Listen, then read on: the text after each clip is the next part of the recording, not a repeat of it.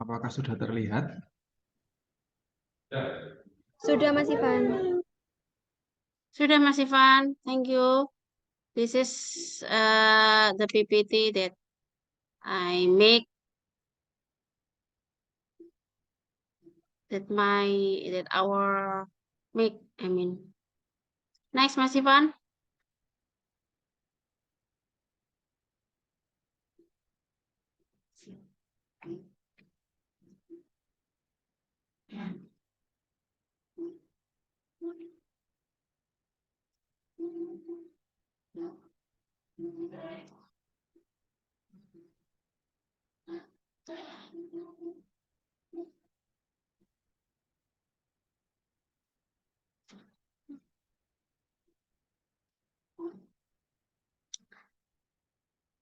I start with the question why writing is important.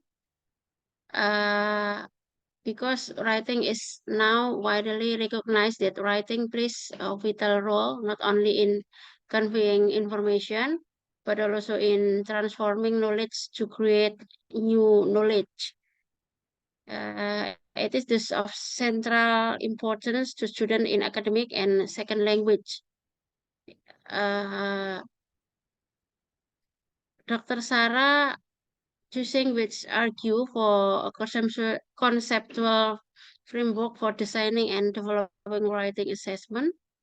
And designing a good test of writing involves much more than simple thinking of a topic for test takers to write about and then using our own judgment to rank order the resulting writing samples.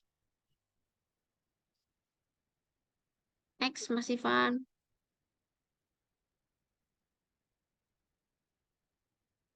Before we can make decisions about designing assessment tasks or scoring procedure, we need to consider a number of key questions.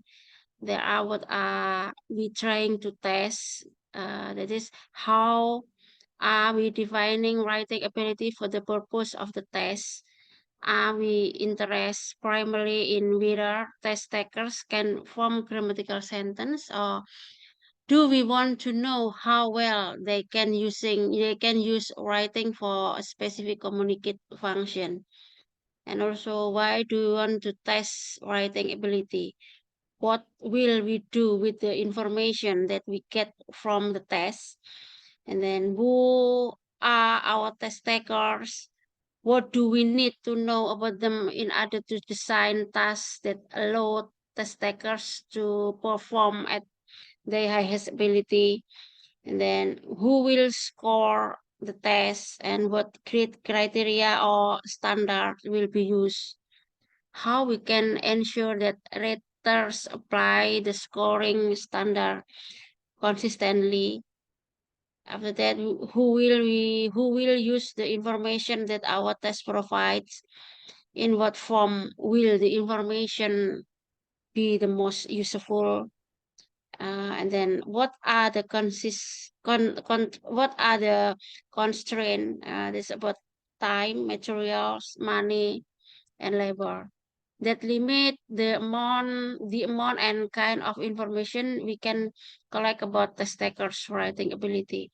And then the last is, what do we need to know about testing to make our test valid and reliable? That's that is the consider of number of key question when we want to make design assessment task or scoring procedure. Next, Mas Ivan. And then based on based on this per heart, we can make we can use the forms in second language writers. This is you can see it. There are the learners is categorized into children and adults, and then the type, the purpose is you can see it. The learner when the children when the learner is children, the purpose of that writing is to for survival and for engagement, and the type of writing is first, second, and third. And for adults, the purpose is for survival in the workplace. There are differences about the purpose from these learners, and also there are also different needs. I think it's up. Next, Mas Ivan. This is uh the example writing task specification format. Jadi di sini ada beberapa, there are several writing task specification. You can see it from this added from Davidson. Next, Mas Ivan. And then this is the type of the type of the task. The type of the task is depend on when we want to give the type of the task. Of course, we have to see the level of the students when we teach in elementary school. Of course, we have to make a differences tasks with senior high school. And this is maybe you can choose one of them for your student. Of course, so you have to make realistic with your student. Next, Mas. This is, I think, I always give my student tasks in writing, something like in figure 5.5. With write, the example is write a note to your landlord asking him to fix a problem in your apartment. This is something like a descriptive text. Jadi saya biasanya kalau ngajar descriptive text memberikannya seperti assessing writing yang tertulis di halaman 98. And then for the table 5.4, this is my assignment for my assignment for my students when they study about letter. Seperti ini. Contoh-contoh dari this is the example of the assignment. Next, Mas Ivan. You can also use this postcard this card to make your test writing to your student. For the task figure 5.6, of course, don't give to your junior high school because this is so complicated, I think. And then don't forget to give the instruction to your students when you give assignment. Next, Mas Ivan. Ini dia. Don't forget to give instruction clearly because it's so important. Providing clear instruction for test taker is obviously an important aspect for designing a valid test. And then that the amount of detail provided in instruction for writing tests can have an effect on test scores. And according to Bahman and Palmer, there are 3 guides for instruction. The first is they should be simple enough for test takers to understand. The second is they should be short enough not to take up too much of the test administration time. And then the last is they should be sufficiently detailed for test takers to know exactly what is expected from them. Giving writers students a choice of tasks help to ameliorate the effects of background knowledge and interest.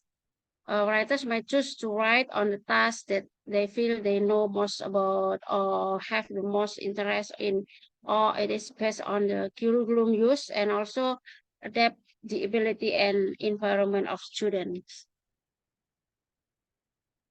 I think it's up. Is this my last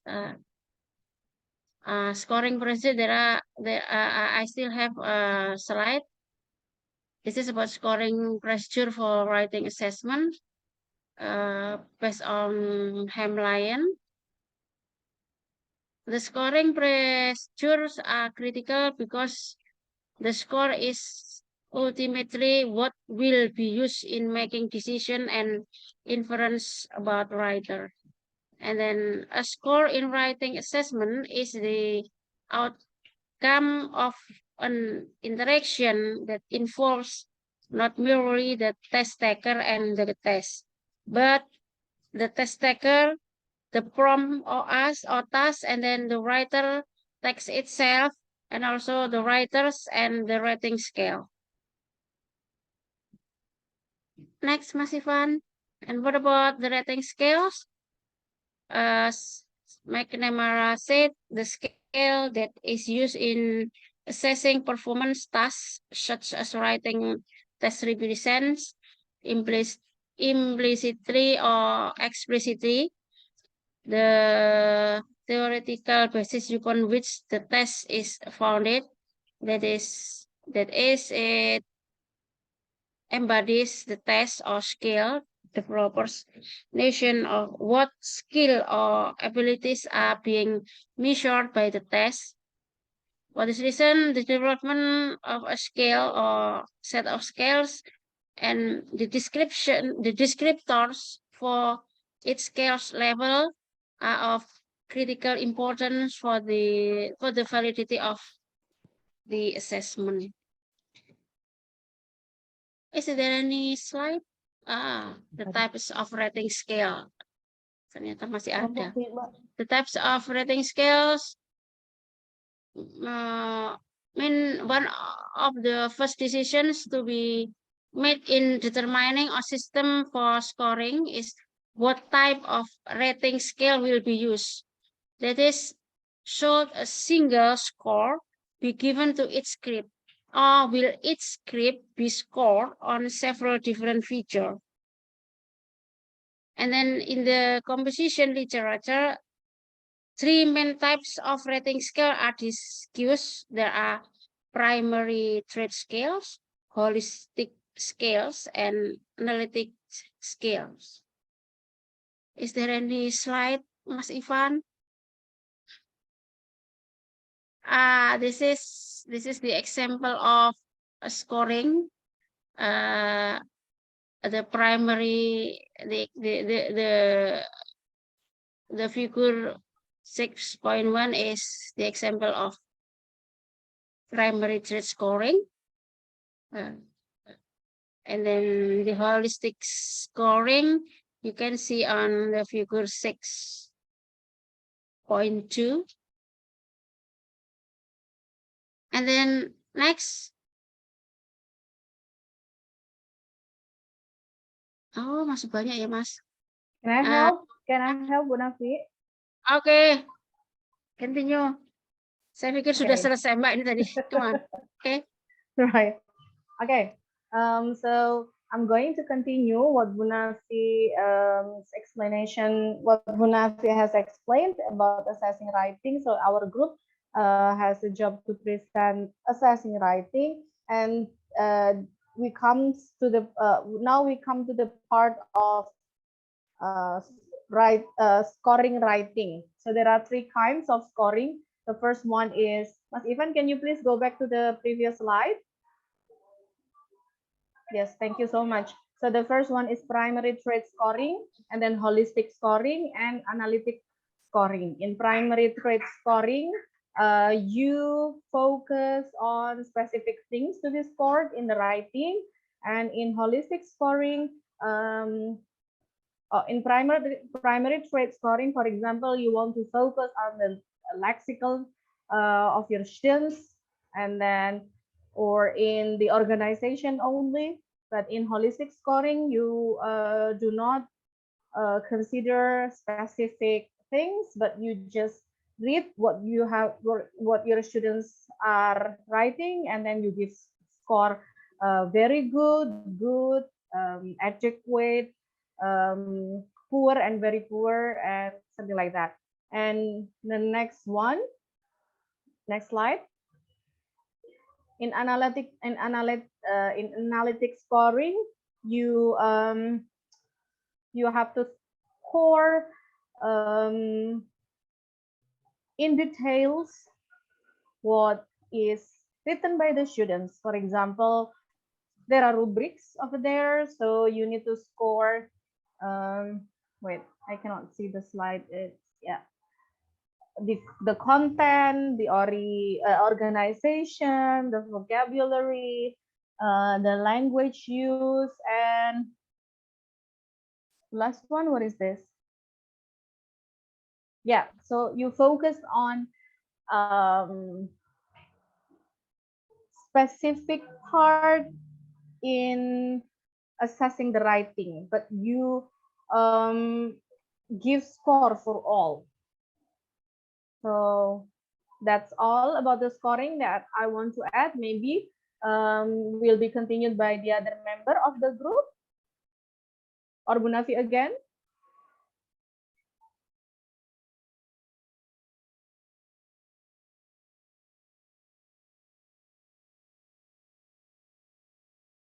Yeah, Bunafi. Is there a slide?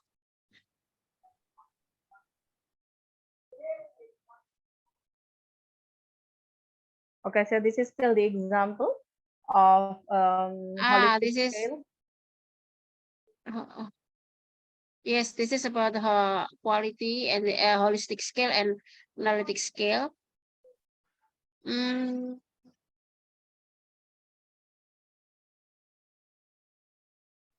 Ini perbedaannya ya, comparison about holistic and analytic scales. To holistic scale, the quality is reliability. The holistic scale is lower than analytic, but still acceptable.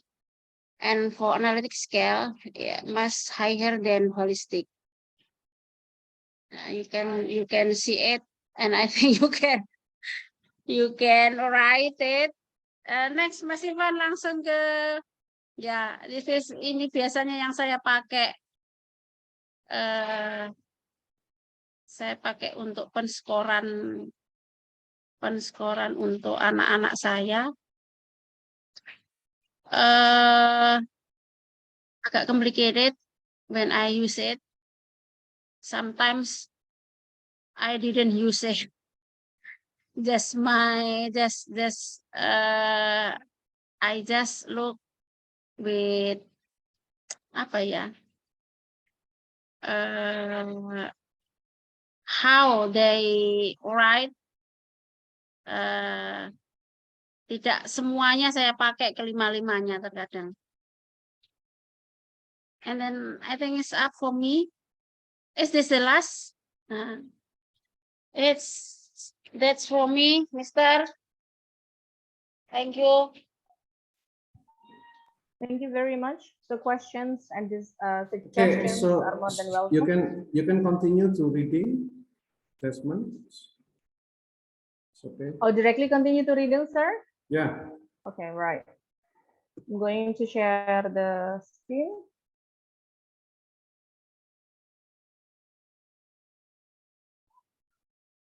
So, yeah.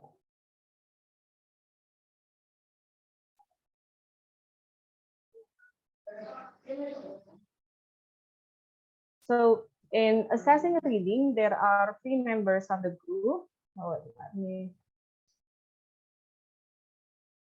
Can you see the screen?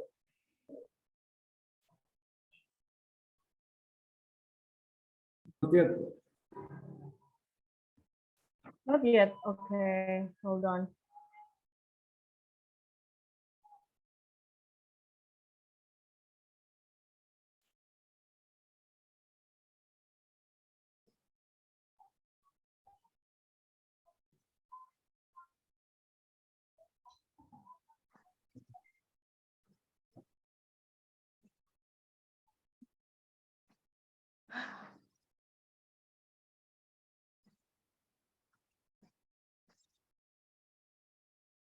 Okay, what about now? Can you see the screen?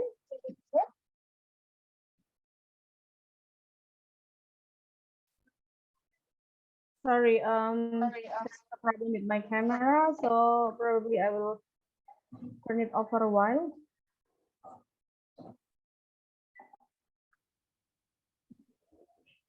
So the member of this group is Mr. Oh, sorry. Oh. Mr. Regi, Miss Hidayah, and me.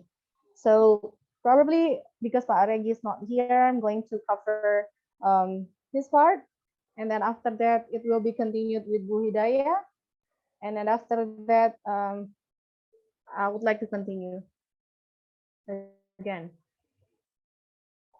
So we start from reading. What are reading skills? So reading skills are abilities to pertain to a person's capacity to read, comprehend, interpret, and decode written language and text. So reading skills involve bottom-up for separate letters, words, and phrases,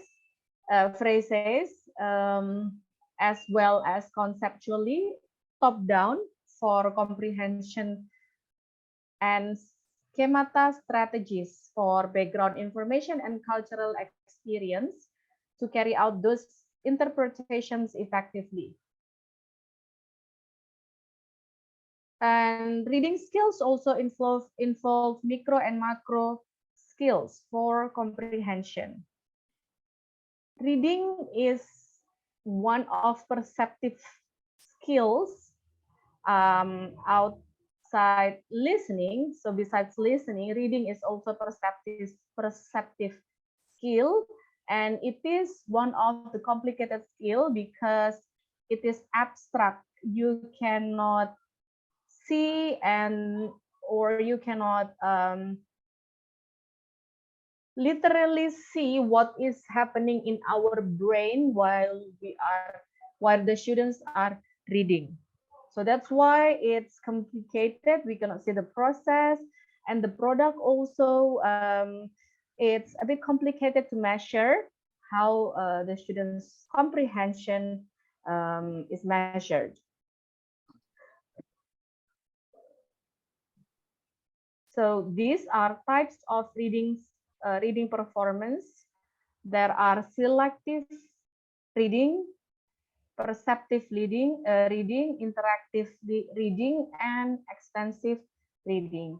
Bu Hidayah, would you please help to explain this part?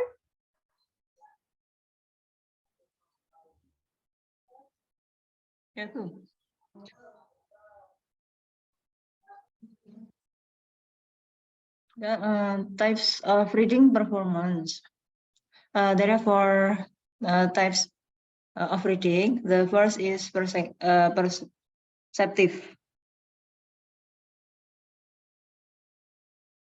There are letters, words, punctuation, graphic symbols, and selective reading.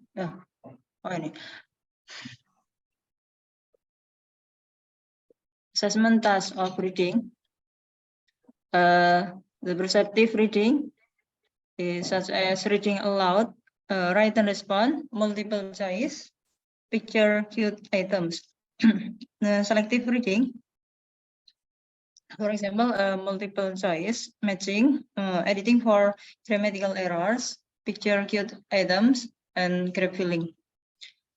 And interactive reading, there are closed tasks, impromptu reading plus comprehension questions, editing, scanning, ordering tasks, or sequencing, and information transfer. And extensive reading, there are skimming, summarizing, and responding. And not taking and outlining. Next slide. Next slide, Bu.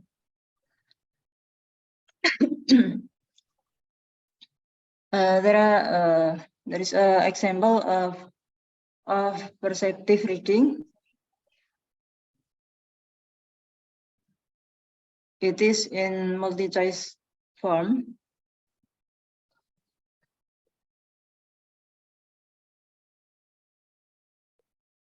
There are text and then question. 5 questions.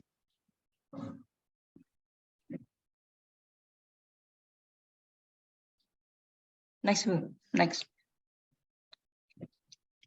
Okay, the rubric of assessment. Number of questions 1 until 5. Score of every number is 20. Total of maximal score is 100. If the answer is right, the score is 20. And if the answer is false, the score is 0. Scoring, score obtained, maximal score multiplication with 100. Next, selective reading in matching form.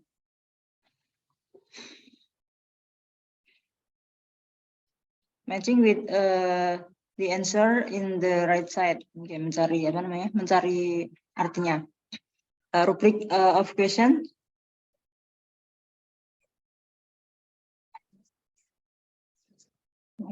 So interactive reading, closed task. Closed task ini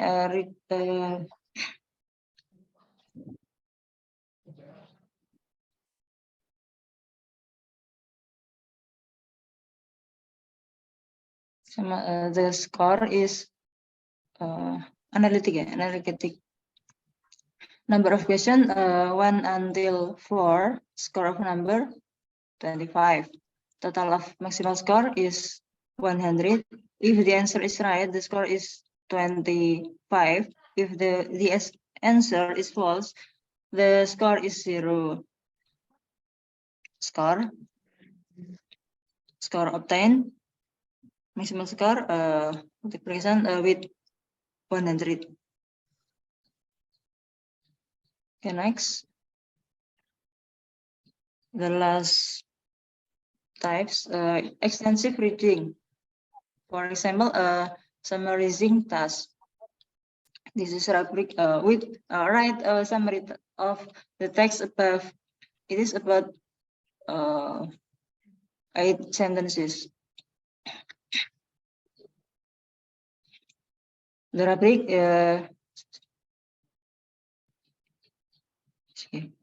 the length, accuracy, purposing, focus, and convention. Next one. I think enough. The last slide is for Miss Olive. Right. Okay. Thank you very much, Bu Hidayah. So in conclusion, before conclude, I would like to show the examples. Bu Hidayah has already showed us some examples of reading assessment. Now I'm going to show another type of reading assessment. It is taken from. Hold on a second.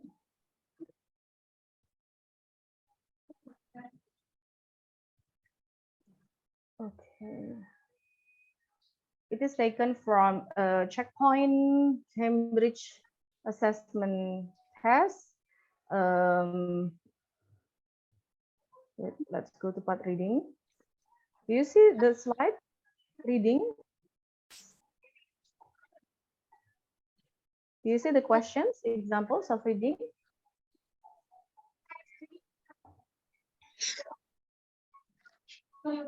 Yeah. Yes, all right. So Just this make is it larger. Just okay. the button of slide, full slide. Is it big enough, or should I make it bigger? Okay, okay. Right. Okay. So this is the authentic example from Cambridge Checkpoint questions part reading.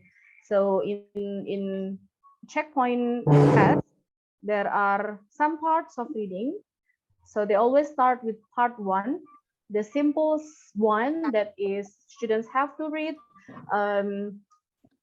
signs or notice or questions, and then they have to match with the right meaning of the text.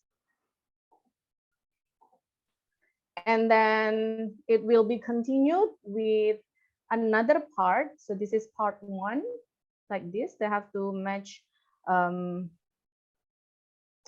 the short text, no, the notice or questions or announcement or whatever is it, whatever it is with the meaning. And then after that, part 2 will be continued with quite longer text where the students have to, oh yeah, this is for secondary school, for secondary, yeah, for secondary checkpoint, yeah, not primary. So it's SMP. Year 7 and year 9, yeah, year 7 until year 9. So in part 2, the students have to match the people here with the appropriate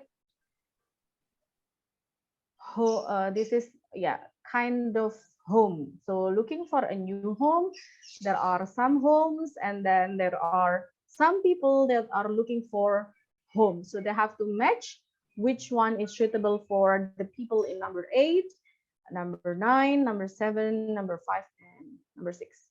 Oh, sorry, number 6 and number 10.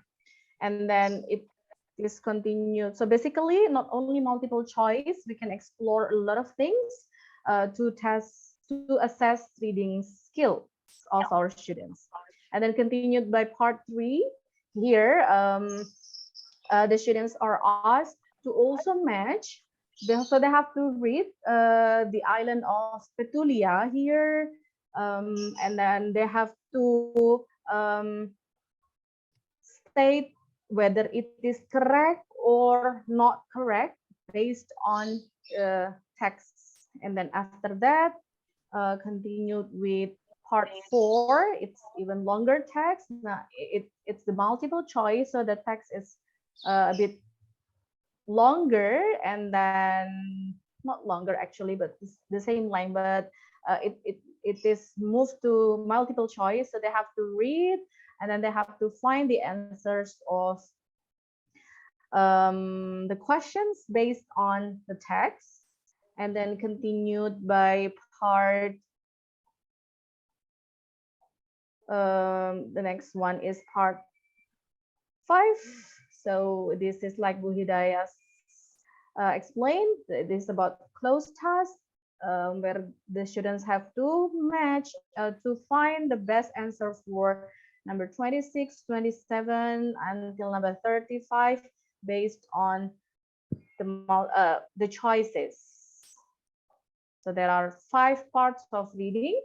You don't have to do multiple choice. You can start. You can choose the other kinds of assessments for reading.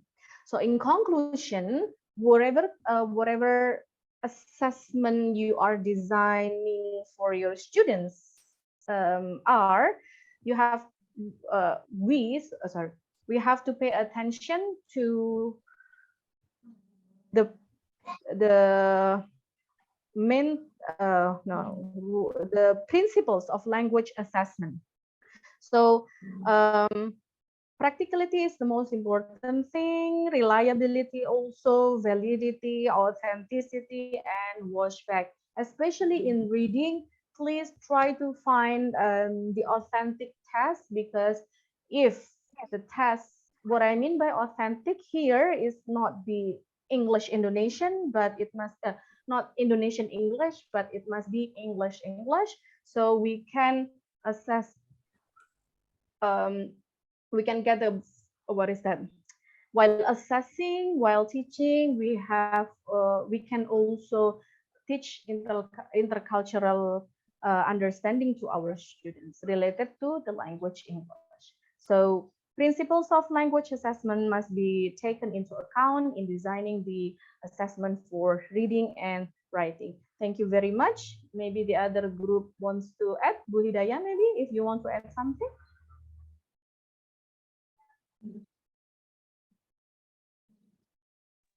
Just if there is no addition, thank you very much. I will give the time back to Mr. Eka. Thank you very much, sir.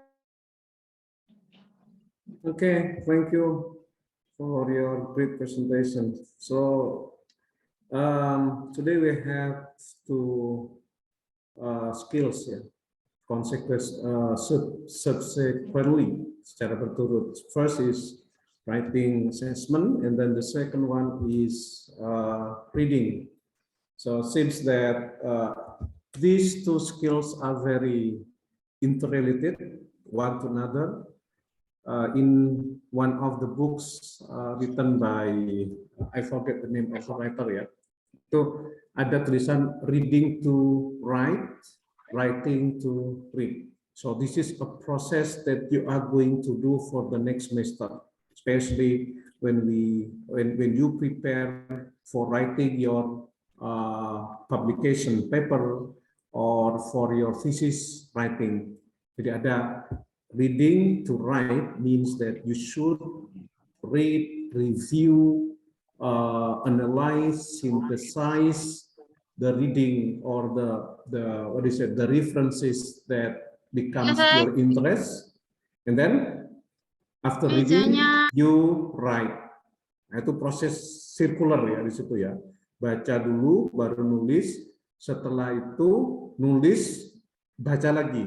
Itu circular prosesnya. So this process that you are going to do for the next semester. So get ready for that, because these two skills become one of the important skills, important competence that you should prepare for the next semester. Okay, so let's start with the very simple thing first. What actually reading is? What is reading? Reading itu apa sih? Reading itu in a very simple definitions. So I'm going to share whiteboard here. What is reading? Apa sih reading itu? Sederhana saja, enggak. You don't need to to rely on a certain theory but it can be based on your own experience. Reading itu membaca itu gimana sih membaca itu? Can I try, sir? Yeah. Yeah. So according to me, reading is observing something, getting the idea, and then after we get the idea, we produce something from what we see. This idea and then produce. Produce, yes. Okay. So when reading, so we have here, right? Moga-moga ininya bagus ini apa? Saya nggak biasanya ada white ini ya, bolpen untuk ini loh. Apa mas itu kalau bolpen itu yang ditulis itu loh, bolpen yang di layar itu? Ya, stylus itu ya. Ada yang punya stylus nggak? Stylus yang di ini loh, yang ditulis di sini. Itu lebih ini. Kalau saya kemarin mau pesen itu lupa terus sebenarnya. Padahal murah itu cuma, not more than 100 paling tentunya. Kan biar untuk ini menulis ini. Oke. So in reading process, there are interaction. There is mutual interaction between reader and text, ya kan? Ini simbolnya kan, ini ada reader. Oke. Kemudian ini ada teks di sini. Oke, we will keep this one. Teks itu yang gimana? Tapi kita coba ini dulu, teks itu. Terus ketika sudah ada reader dan teks itu, ngapain readernya itu?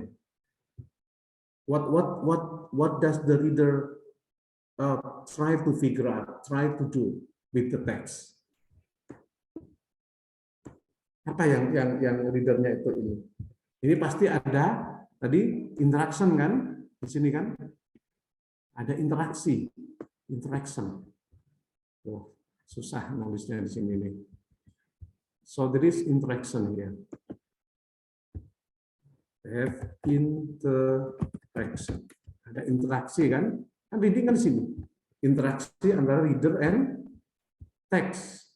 So what kind of interaction that the reader and text do? Kalau reader apa yang harus reader lakukan? Memahami, of course, dia harus ada understand. Susah ya. Saya tulis saja. Understanding. Apalagi? Selain ini, understanding, apalagi? Observing. Oke, saya tulis observing. What else? What should the reader do with the text? Construct. Okay. Construct. Memorizing what? The knowledge behind. Observing, constructing. Can I say interpreting juga? Okay. Nah, Yes. apa yang di teks itu? Apanya yang mau di understanding itu? Ya? Meaning. Ya kan? Teks itu kan? Ini kan meaning di sini. So, reader try to understand, try to construct, try to interpret the meaning of the text. Okay, so if we see from the very simple perspective that reading is a process of interaction between reader and the text, ya kan? By employing the knowledge. Jadi kan ini kan knowledge ini, understanding, observing, ini kan knowledge. Apa saja knowledge-nya untuk reading itu? What's underlying knowledge yang harus dipunyai untuk reading? Vocabulary, grammar-nya, syntax-nya, dan semacamnya. And then we have meaning. Meaning itu juga banyak levelnya.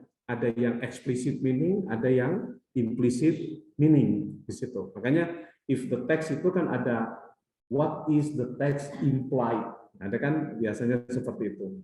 Jadi makna yang di teks itu tidak tertulis.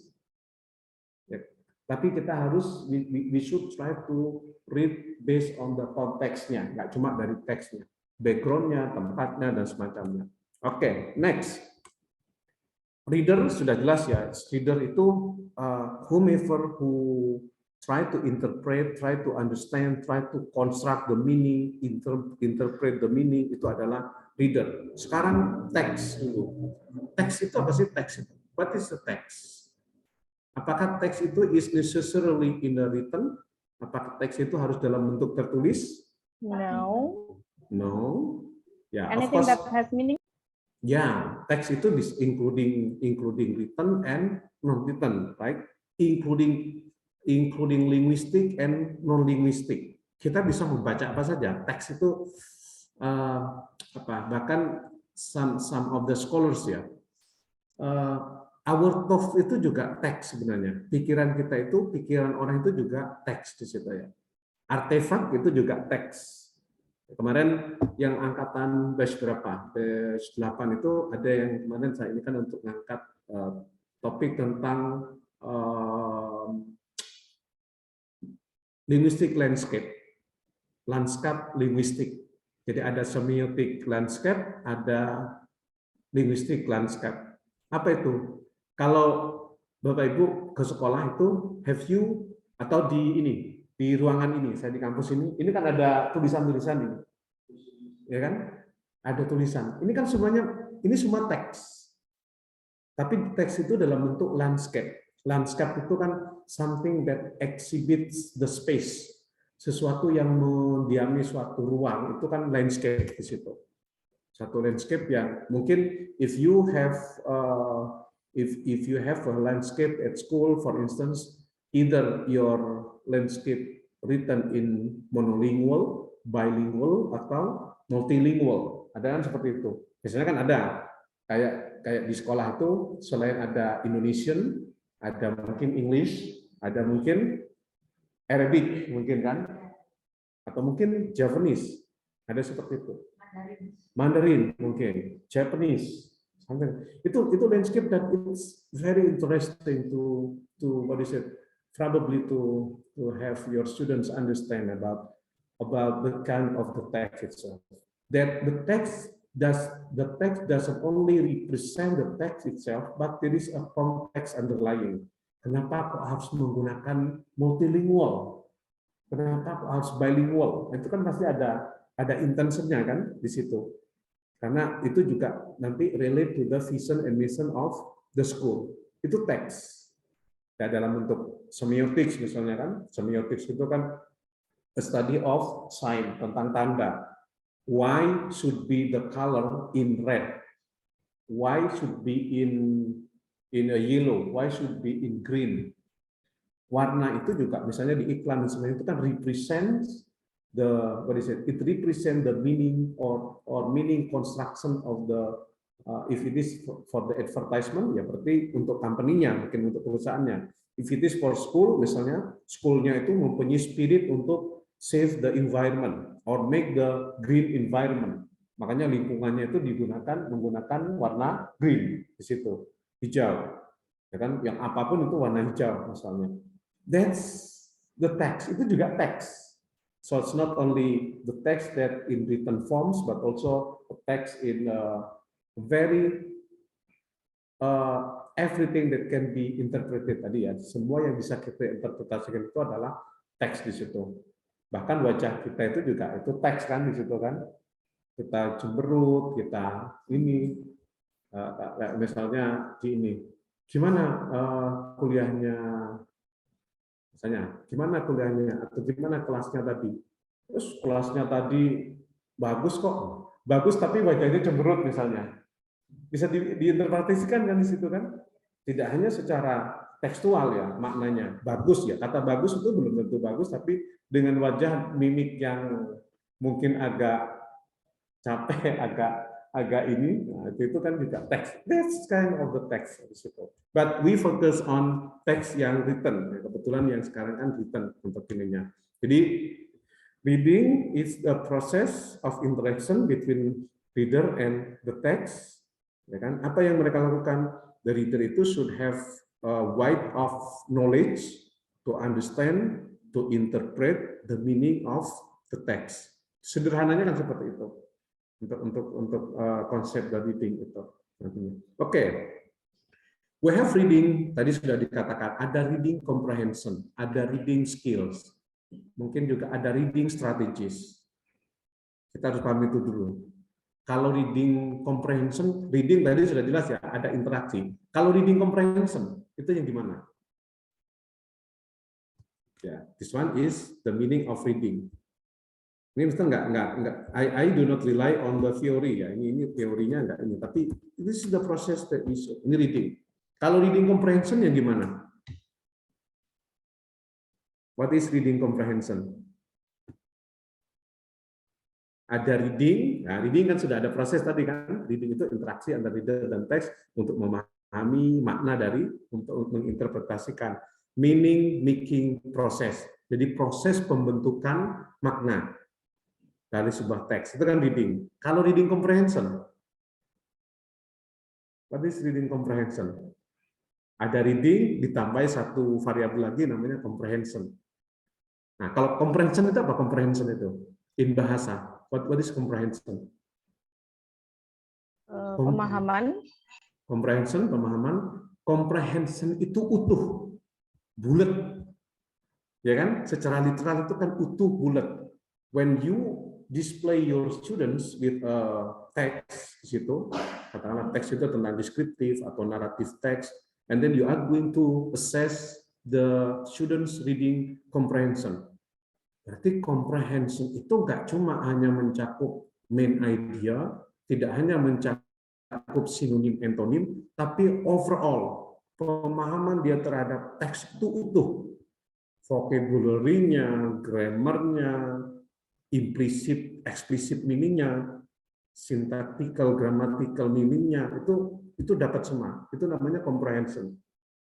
So that's why if you are going to assess students' comprehensions, reading comprehensions means that you should provide the questions that relates to the tadi yang apa namanya tadi sudah dijelaskan di PPT tadi ya, itu kan ada macam-macam yang di situ. Jenis questionnya, main idea-nya, ada apa lagi? Vocabulary-nya, sinonim, antonim, ya kan? Biasanya kan gitu. To measure the vocabulary, nah, kita cari sinonim, antonimnya. Kemudian kita juga try to measure the explicit or the detailed information dengan menggunakan kata what, why, misalnya kan. Nah, itu detail information. Kita mau mencari, mengukur informasi detail. Paham nggak misalnya? Kapan, misalnya? Kapan ini didirikan? Kapan? Nah, menurut teks, kenapa dia menangis, misalnya? Why does she leave? Kenapa dia pergi, misalnya? Nah, itu kan detail information. Kemudian conclusion, kita juga bisa bertanya tentang conclusion-nya. Berarti ability to summarize the text di situ. Ada lagi implicit, what can be implied? Apa yang dimaksud secara makna secara implisit dalam teks itu. Makna implisit berarti itu tidak hanya makna semantik, tapi juga ada makna-makna yang bersifat pragmatik di situ. Makna-makna yang tidak secara literal bisa dipahami, tapi harus memahami konteksnya di situ. Jadi misalnya ada teks ya, atau teks itu tadi kita sudah sepakat ya, teks itu nggak cuma dalam bentuk tekstual seperti itu, tapi bisa juga any kinds that any text or any information, any message that can be interpreted, that we can make meaning making construction di situ. Apa ya contoh kalau dari sisi pragmatik itu apa? Coba yang ini. Pragmatik sudah ini ya, Pak Kani ya. Pragmatik gimana ya? Pragmatik itu gimana sih pragmatik itu? There are other reasons than just literal meaning, sir. There are other reasons than. So, yeah. For example, when we say what is that? Turn off the lamp. Turn off the lamp. So it's if semantic, yeah, it's literally meaning turn off the lamp. But if pragmatic, there must be a reason behind that. Why should we turn off the lamp? And then in what situation was that? Something like that. Okay. Please correct me if I'm wrong. So in language itu kan ada yang sifatnya cuma informatif, ada yang sifatnya komunikatif ya. Informatif itu yang literal meaning itu saja. Tapi yang komunikatif itu there is tadi ada certain meaning atau behind meaning di situ. Misalnya please turn on the lamp. Itu secara literal itu kan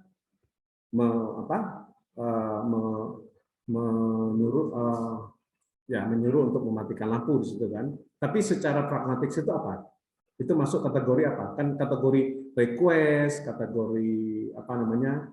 Instruct, kategori dan semacamnya. Itu kan pragmatik di situ. Request, apologize dan semacamnya. Itu kan masuk kategori-kategori yang pragmatik di situ. Ya, itu ada yang sangat implisit ya, misalnya ketika dalam teks itu dibuat pakai gini.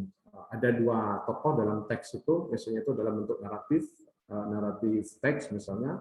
Kemudian ada satu ini tadi ya terkait lampu tadi kan, terkait ini kelasnya sudah buyar. Kayak biasanya ya kayak biasanya itu kan kita nggak paham konteksnya apa kayak biasanya.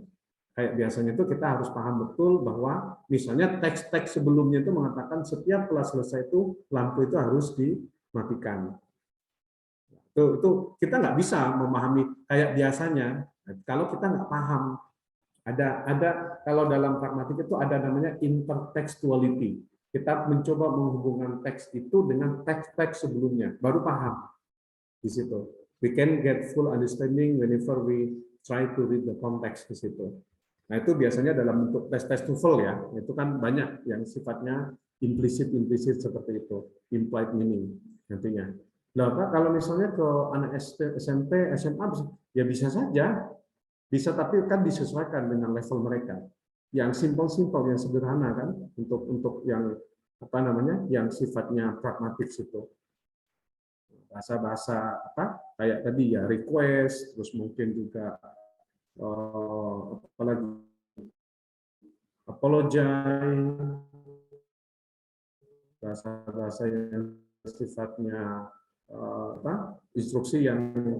instruksi itu kan depends on the level or the relationship of the people. Jadi kalau misalnya antara guru sama siswa, sifatnya mungkin ya ada instruksi, ada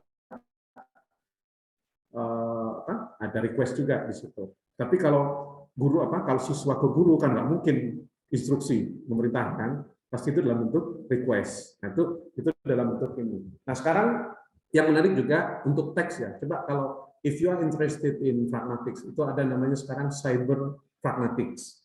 Cyber pragmatics is a study to try to analyze text via digital text. Salah satunya itu lewat WA biasanya. Itu tentang salah satu yang menarik kemarin itu ada yang menulis tentang ini. Politeness strategy in WhatsApp.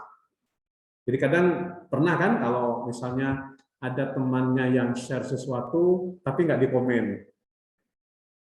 Ada nggak misalnya share sesuatu yang lucu, video lucu dan semacamnya, tapi nggak dikomen di situ. Tapi ada satu teman itu yang nge-share foto tertentu, komennya tuh banyak. Itu pengalaman kemarin ya yang pas lagi ini macam-macam. Itu terkait dengan politeness strategy di situ. Apa maknanya di situ secara pragmatik? Nggak bisa kita pahami secara semantics di situ. So we need to find out the context di situ. Kenapa? Misalnya kalau yang sering nge-share nge-share video-video lucu, kayaknya nggak cocok ini, nggak cocok dengan grupnya misalnya kan. Itu biasanya saya sering di situ di grup dosen, ada dosen di ini lain itu banyak, ada satu dosen itu yang sering share gitu, tapi nggak pernah dikomen. Itu coba dianalisis kenapa. Tapi ada satu saja yang ini nge-share sesuatu, misalnya pas acara outbound, foto-foto itu ada satu foto di ini, yang komen itu banyak. Berarti ada bounce experience, ada emotional bounce di situ kan. Dan itu juga menarik, namanya cyber pragmatics ya nanti. Kemarin page 8 itu juga ada yang analyze tentang apology tapi di WhatsApp juga pragmatics namanya. Apology itu gimana? Bukan kesalahan. Ketika kita mengatakan I'm sorry, maaf. Biasanya kan identitasnya theoretically kan seperti itu. Kita berbuat kesalahan terus kita asking for sorry, asking we do apologize di situ. Tapi ternyata enggak prakteknya. Prakteknya tuh enggak apa-apa itu maaf. Sir, mohon maaf sebelumnya. Maaf itu apakah dia sudah berbuat kesalahan? Nah, kesalahan itu mungkin kesalahan yang sudah dilakukan atau anticipated mistake kan di situ. Kesalahan yang diantisipasi. Nah, itu secara pragmatik sangat menarik ya, very interesting di situ. How to read message that is shared via WhatsApp, social media dan semacamnya. Ini juga menjadi kajian nantinya. So this is for your next topics actually. If you are interested in pragmatics, yang tertarik dengan pragmatics di situ. Oke, now ada reading comprehension tadi, ada reading skills. Apa itu reading skill? Reading strategy. Ada reading strategy. Kalau reading strategy itu kan tadi kayak skimming, scanning, ya kan tadi ya, ada tadi kalau nggak salah itu ada itunya. Scanning, ada skimming, terus apa lagi? Baca details, ya fast reading, baca main idea-nya dulu ya itu kalau yang skimming, scanning ya di situ prosesnya. Jadi reading strategies itu kan intentionally, deliberately, secara sadar atau secara sengaja kita lakukan. Itu bisa nggak topik tentang itu dimasukkan ke research? Bisa saja, misalnya. Coba deh, saya mau menganalisis tentang apa namanya, cara berpikir atau cara mempanjangnya siswa saya itu ketika membaca. Dia itu ketika dihadapkan suatu teks itu pertama kali apa sih yang dilakukan? Mungkin beda-beda kan, itu different. Ada yang baca secara garis besar, ada yang cuma bacanya ini, ada yang bagaimana mereka mengkonstruksikan makna itu ketika ada salah satu kosakata itu yang mereka pahami misalnya. Itu bisa konstruksinya bisa seperti itu. Ya, kemudian ada yang mengangkat itu Mas Regi kalau nggak salah itu. Itu terkait dengan metakognitif reading. Ada cognitive reading, ada metakognitif reading namanya. Kalau yang cognitive reading itu yang gimana? Ya kita yang reading comprehension saja, kita hanya mendapatkan informasi dari teks itu kognitif. But metakognitif, kita nggak hanya sekedar membaca, memahami, tapi kita juga ada strategi-strategi khusus yang kita lakukan untuk mengontrol, untuk melakukan melakukan revisi ketika makna itu misalnya nggak pas di situ. Ada proses evaluating juga, mengevaluasi di situ. Kognitif ya. Nanti you can read a lot of di situ karena sangat ini. Oke.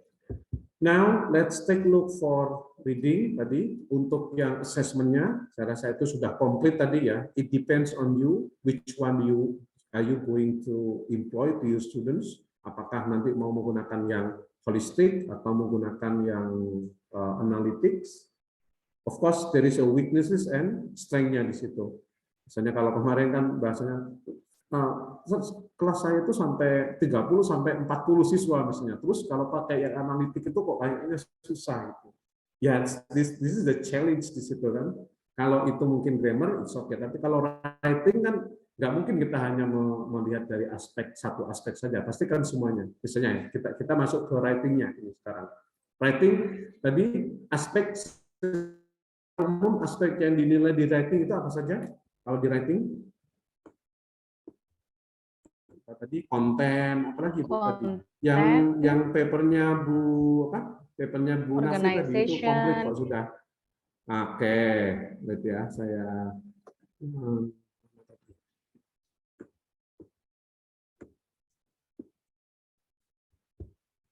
ini gimana cara nambahkan ini? Nah, sekarang kita masuk ke writing.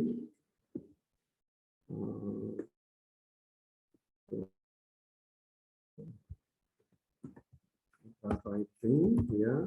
Apa? Untuk assessment tadi bisa konten lagi Bu.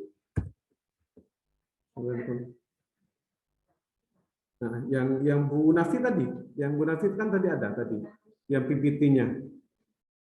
PPT-nya Bu Nafi tadi sudah komplit itu. Yang mana ya Pak ya? Yang ini, PPT. yang assessment untuk writing itu. Yang ada yang analitik itu kan ada konten apalagi itu. Iya, iya. Mas Ivan. Dibacakan aja, dibaca aja. Ada konten. Bentar ya Pak. Apalagi tadi mekanik ya kalau nggak salah ya, mechanical. Ada, soalnya ada satu yang masih kurang, itu kan teorinya siapa tadi, sudah lama itu. Sekarang kalau yang komunikatif ada tambahan lagi. Apa saja yang assessment untuk yang writing itu tadi? Bentar, Itu bisa di Sir. grup nggak? Bentar. Saya nggak nemukan di grup soalnya.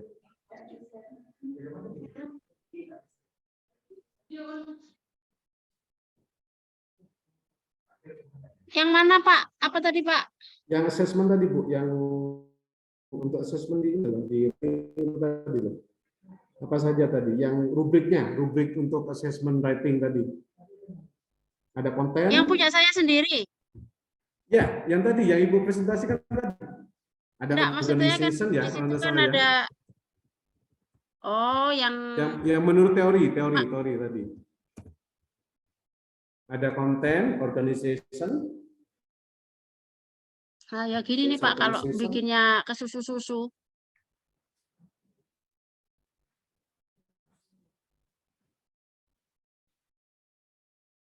Content, organization, vocabulary, Ah, Vocabulary, language use, and mechanics, sir. language use, dan mechanics.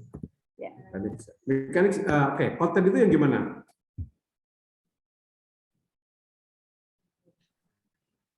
Sesuai dengan topik atau tidak? sesuai dengan topik. Ya, Sesuai dengan tema. sesuai dengan topiknya ya. Untuk ini. Oke. Ya. Organization. Di first kok apa? Kita ngecek organization-nya itu dari mananya? Menilai Pilihan kata organisasinya. mungkin Pak.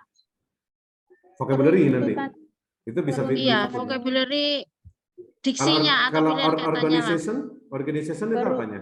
Peruntutannya, sir. So, the main idea. Coherence, cohesion, Ya, itu ya, istilah-istilah itu ya. Kalau coherence itu gimana coherence? Kesatuan ininya apa nyambung endaknya gitu. Iya, antara satu paragraf dengan paragraf yang lainnya Ya. itu nyambung. Jadi di paragraf 2 nggak pernah menyebutkan istilah tertentu, tiba-tiba saja muncul. Nah, itu biasanya sering ketemu di tesis-tesis gitu. Belum pernah disebut sebelumnya, tiba-tiba langsung muncul. Nah, ujuk-ujuk langsung muncul. Wah, ini apa ini? Using introductory sentence dulu. Jadi before coming up with the new terms, itu please use introductory sentence untuk mengenalkan. Atau misalnya di atas ya, misalnya tentang reading skills ya, reading skill. Paragraf 1 itu fokus tentang reading skill penjelasannya. Tiba-tiba paragraf 2 itu masuk atau menjelaskan reading strategi tanpa ada clue sebelumnya. Nah, itu enggak coherence di situ. Jadi harus coherence, antara nyambung antara 1, 2. Nah, biasanya to make the coherence itu apa? Kita menggunakan language apa biasanya? Supaya coherence. Misalnya itu dalam bentuk sequence misalnya. Ya kita pakai sequence itu kan, first, second, third, ya kan? Bisa seperti itu. Bisa dalam bentuk apa namanya? Conjunction. Bisa dalam bentuk conjugative verbs dan sebagainya. Cohesion. Kalau cohesion itu gimana? Kalau coherence itu kan tadi per paragraf. Kalau cohesion. Cohesion itu tiap kalimat. Jadi ketika misalnya pakai complex sentence dan itu mengharuskan ada conjugative verb, however, consequently, then, furthermore, itu harus ditaruh di situ. Kapan kita menggunakan additionally, kapan kita menggunakan also, itu untuk mengemphasize pesan sebelumnya. Supaya nyambung, supaya penekanannya juga jelas. Kapan kita menggunakan however? Namun, tetapi, itu kalau ada kontras. According to ada consequently. Kapan kita menggunakan consequently? Itu kalau menggunakan cause and effect. Itu namanya cohesion. Cohesion ada coherence di situ. Oke, itu terkait dengan organization. Organization itu juga relate to the use of punctuation. Itu juga ya, penggunaan punctuation-nya itu juga penting soalnya. Punctuation kapan kita menggunakan colon, semicolon, kapan kita menggunakan full stop, kapan kita menggunakan marker seperti question marker, kapan kita menggunakan apa kalau dalam tanda seru itu imperatif ya untuk itunya. Nah, kapan kita menggunakan itu? Nah, itu relates to punctuation di situ. Kapan kita menggunakan colon ya, titik 2, semicolon, titik koma. Kalau itu dalam bentuk sequence dan semacamnya. Itu nanti in academic writing itu harusnya dapat seperti itu. Kalau vocabulary ya tadi diksinya ya kan harus jelas vocabulary-nya itu. Kalau itu tulisannya itu terkait dengan tulisan email misalnya, bedakan dengan tulisan-tulisan yang lain. Academic writing. Kalau misalnya tulisannya untuk belanja, ya kan bedakan kan tulisan daftar untuk belanja hari ini. Bedakan dengan yang academic writing. Itu nanti hubungannya dengan diction-nya. Terus yang paling sering juga itu biasanya kalau dalam bentuk thesis misalnya. This study wants to know. Ada kata wants to know. Wants to know itu is not scientific. Nanti ya di penulisan paper itu akan ada some the use of academic words, penggunaan bahasa-bahasa yang akademik, especially when you write for publication, menulis misalnya juga untuk media massa dan semacamnya. Nah itu kan harus dibedakan nanti penggunaan istilah itu. Oke, vocabulary, language use-nya dan mekanik tadi sebenarnya itu masuk ke punctuation-nya tadi ya, cuma dijadikan satu. Tapi ada satu lagi yang kurang di sini, especially for the communicative purpose di sini, yaitu terkait dengan kalau yang konten ini sudah organization itu vocabulary and language use ini sebenarnya itu sudah bisa dimasukkan ke linguistic skill, linguistic aspect atau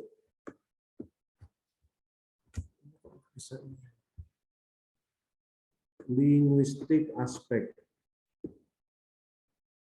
linguistik atau susah nggak bisa ini linguistik.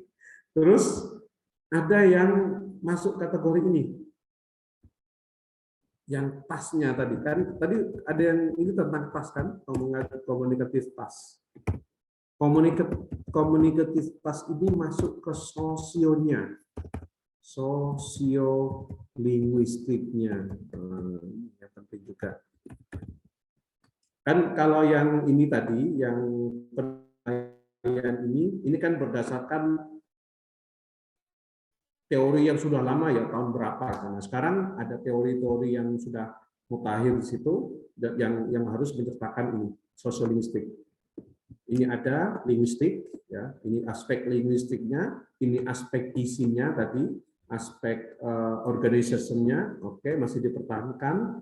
Terus yang vocabulary, language, mekanik ini nanti masuk ke aspek linguistik, dan ada tambahan lagi komunikativitas ini ke sosiolinguistik. Apa maksudnya sosiolinguistik itu? Ini nanti hubungannya dengan register atau genre. Ini ya, genre-nya. Register. Jadi kayak pemilihan kata tadi, saya sudah ulang tadi, pemilihan kata. Ya harus dibedakan penggunaan kata untuk akademik dan penggunaan kata ketika kita menulis email ke teman kita, misalnya. Ketika kita mereply email ke editor jurnal, harus dibedakan penggunaan kata-katanya dengan penggunaan mengirimkan email ke teman kita, ke saudara kita, ke kolega kita, misalnya. Itu aspek register, aspek formal dan non formalnya.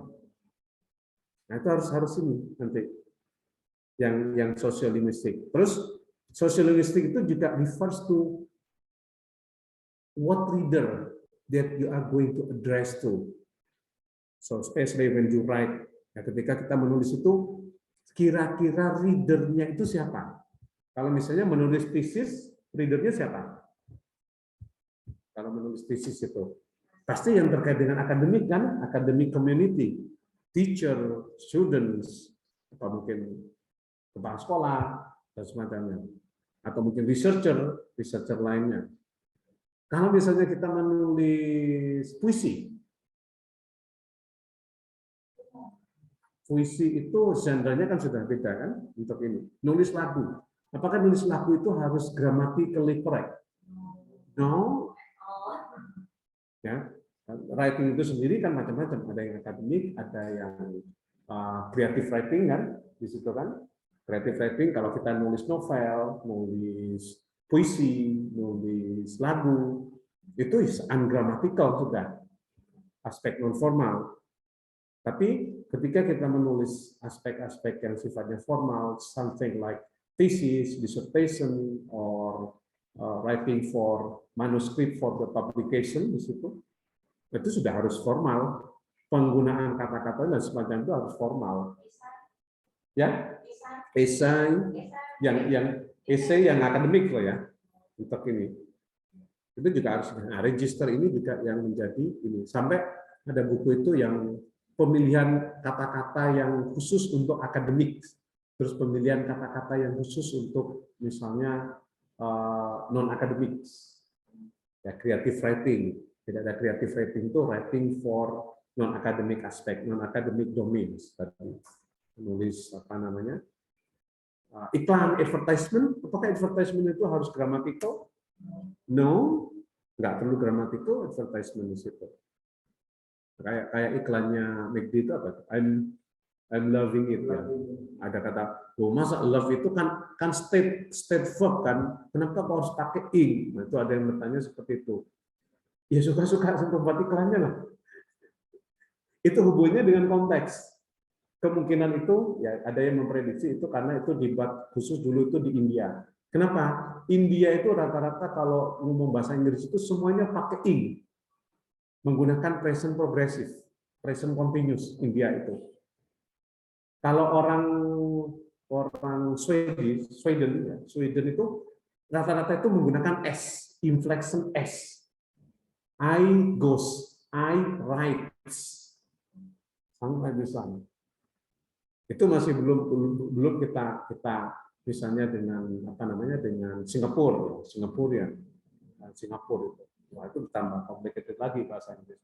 Nah, sehingga aspek register ini juga menjadi masuk situ. Termasuk sosiolinguistik yang tadi terkait dengan pragmatik, bahasa-bahasa apa? Implisit, bahasa-bahasa yang harus konteks. Pragmatik itu kan harus kontekstual, tidak hanya tekstual. Semantik itu tekstual, pragmatik itu kontekstual di situ. Ya. Terus bagaimana caranya mengukur ini? Ya, bisa kemarin kan bisa menggunakan apa namanya rubriknya itu bisa menggunakan skala Likert kan from 1 to 4. Nah, tadi sudah di apa rubriknya Bu Nafi yang presenter tadi sudah ada, Bu Khalif itu sudah ada semuanya tadi. Tinggal di ini saja. Jadi kalau yang satu itu misalnya terkait dengan kontennya nggak nyambung atau sedikit nyambung. Kalau yang nilainya 4, nilainya tinggi itu berarti kontennya itu nyambung, terus dia tidak impede the meaning, ya tidak mengobstruct the meaning, maknanya itu jelas, tulisannya, grammarnya jelas, vocabulary itu jelas, sehingga pembaca itu bisa comprehend the text di situ. Nah, itu kalau yang keempat ya. Tadi ini sudah ada. Kalau itu terkait dengan vocabulary tadi, how to employ a wider range of vocabulary. Jadi tidak vocabulary-nya tidak hanya and then semuanya. And then-nya itu bisa sampai lebih ini frekuensinya. Kan bisa menggunakan bahasa-bahasa yang lain, especially in terms of conjugative verb, conjunction-nya. Nah, itu writing itu, nah ini bisa tanya sama Pak Maskur ini, proses menulis tesis itu gimana sampai menulis jurnalnya. Itu is very very challenging, of course. Kadang itu sangat menjemukan juga among your activities, of course, but you must finish it di situ writing-nya. Orang Indonesia itu katanya memang posturnya itu mereka itu ini senangnya itu ngomong. Senangnya itu oral. Kalau sudah ngomong itu pintar, tapi giliran untuk menulis itu susah. Situ. Padahal yang abadi itu apanya? Kalau dalam satu bahasa itu abad yang eternal itu malah karya kita dalam bentuk tulisan. Kenapa orang Inggris orang ini kayak teori-teori yang ini loh, kayak Vygotsky, teorinya Piaget. Nah itu kita sudah melakukan itu sebenarnya. Tapi bedanya dengan kita apa? Mereka itu kalau ngajar, kalau ada suatu konsep yang baru itu mereka tulis, mereka publikasikan. Sehingga itu menjadi semacam teori. Seakan-akan teorinya itu wah, enggak. Kita sudah melakukan itu sebagai guru sebenarnya. Ya, konsep-konsep dari Piaget, konsep-konsepnya Vygotsky itu sama Ki Hajar Dewantara itu sudah ditulis di situ. Belajar merdeka, ya kan? Merdeka belajar. Yang benar itu kalau Ki Hajar Dewantara itu apa? Kalau yang Kemendikbud apa sekarang? Merdeka belajar ya. Kalau Ki Hajar Dewantara itu bukan merdeka belajar, belajar merdeka. Ki Hajar Dewantara itu. Konsep tentang pendidikan beliau itu tentang itu. Nah beliau itu dekat sama Montessori ya. Pernah dengar nggak Montessori School? Sekolah Montessori. Yes, Kan sir. orangnya kan orang apa namanya kan Montessori kan, si siapa itu orang Italia. Pernah datang ke Indonesia. Dan itu yang mempengaruhi pemikirannya Ki Hajar Dewantara terkait dengan konsep education di situ. Itu termasuk juga konsep kita loh, konsep pembelajaran bahasa itu Ki Hajar itu sudah ini. Pernah dengar tentang tabula rasa? Tabula rasa yang bayi lahir itu kayak blank sheet di situ, kayak ini yang kosong tanpa ini. Nah itu sama Ki Hajar Dewantara itu sebenarnya sudah di ini. Karena teorinya kan banyak di situ. Sama Ki Hajar itu dia mengambil jalan tengah. Bayi lahir itu sebenarnya sudah ada, tapi masih belum jelas tulisannya. Kitalah yang nanti harus memperjelas tulisan-tulisan itu. Nah, itu sederhana.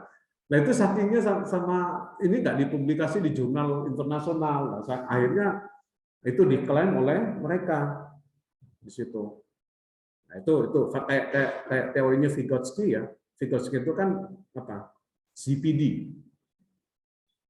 Ada yang familiar dengan CPD, Zone Proximal Development, bahwa setiap siswa itu sebenarnya memiliki potensi besar untuk berhasil, tapi tergantung sama kita, sama expert. Kalau kita menghadapi siswanya yang jalannya itu ngesot, itu harus dibedakan dengan siswa yang sudah lari buanter. Nah itu kan sebenarnya kan di kelas sudah dilakukan itu kan, cuma kan apa ya ini teorinya ya, sudah dilakukan tapi teorinya nggak aware di situ. Itu namanya unaware, unconscious competence. Kita nggak sadar kalau kita itu competence. Nah, yang susah itu kalau unconscious, incompetent. Kita nggak sadar kalau kita nggak kompeten. Kalau kita underlying knowledge-nya kita nggak nyambung. Oke, itu saya rasa. Any questions, probably?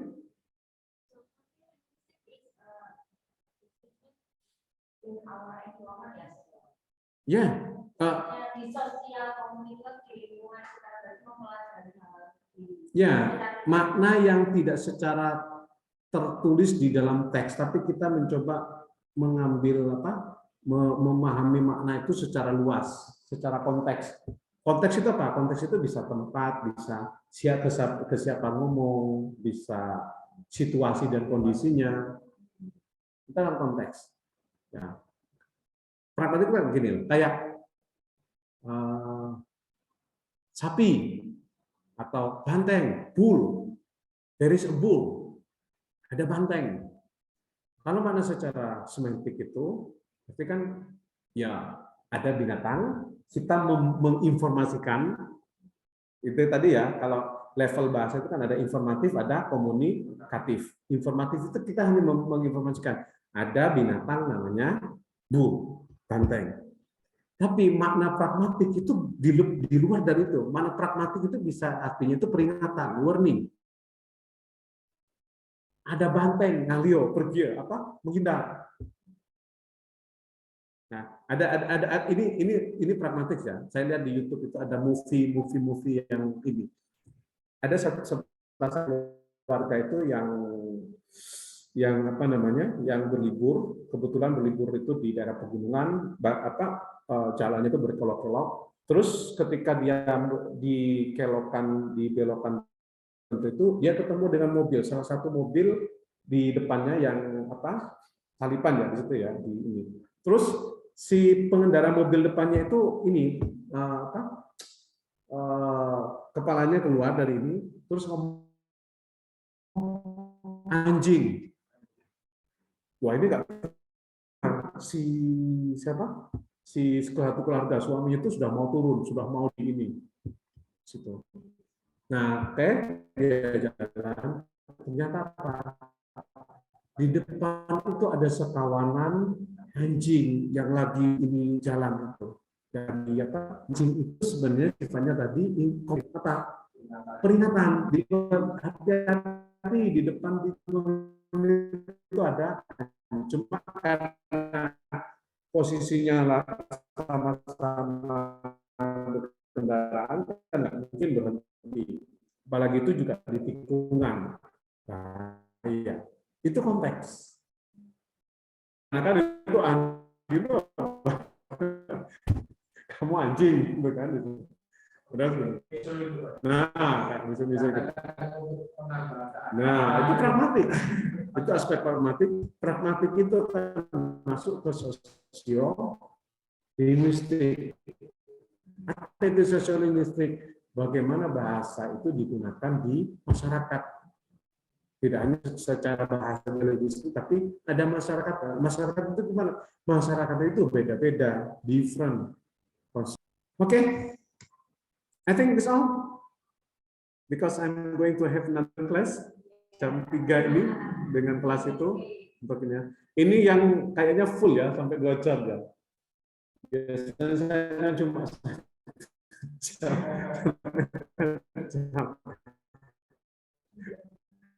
untuk ininya. Ini tadi kan memang language assessment itu kan sekedar hanya merefresh. Actually, I have already understood that you are familiar. Just try to trigger ya, hanya untuk men-trigger saja. Sudah dilakukan, tapi kita balik ke secara konsep. Ya, Bapak Ibu kan sudah pasti seorang guru itu kan pasti melakukan assessment di sini. Kita coba melihat lagi assessment itu yang gimana sih assessment? Istilah-istilah yang sering muncul dan semacamnya yang kita tidak paham itu ya kedepannya itu betul ketika kita ngomong itu ya kita paham maksudnya. Skill, profesiensi, sudah beda. Maknanya itu juga berbeda. Meskipun perbedaan itu sedikit ya itu interrelated. Profesiensi ada kompetensi itu kan sering dipertukarkan. Padahal itu beda. Kalau kompetensi itu underlying knowledge itu pengetahuan, tapi pengetahuan yang latar belakangi untuk memahami suatu teks. Underlying knowledge itu tadi ya grammar, harus paham tentang vocabulary, kosakata, sini, metonim dan semacamnya. Kalau sudah masuk ke profesiensi, nah itu dia sudah paham di situ, paham bagaimana melakukan scanning, nah itu ke strateginya, masuk ke skillnya. Kenapa? Masih profisien ya. Profisien itu dia bisa, belum ahli, belum expert. Profisien. Tapi kalau sudah skill, masuk dia memiliki skill yang ini, kompeten skill, itu sudah masuk ke level-level yang tinggi ya. Okay, I think that's all for our meeting today. Thank you. We'll see you next. Untuk wise-nya saya kirim nanti ya dokumennya dalam bentuk tertulis. Thank you for the presenters. Assalamualaikum. Thank you. Thank you very much, sir. Waalaikumsalam warahmatullahi wabarakatuh. Waalaikumsalam warahmatullahi wabarakatuh.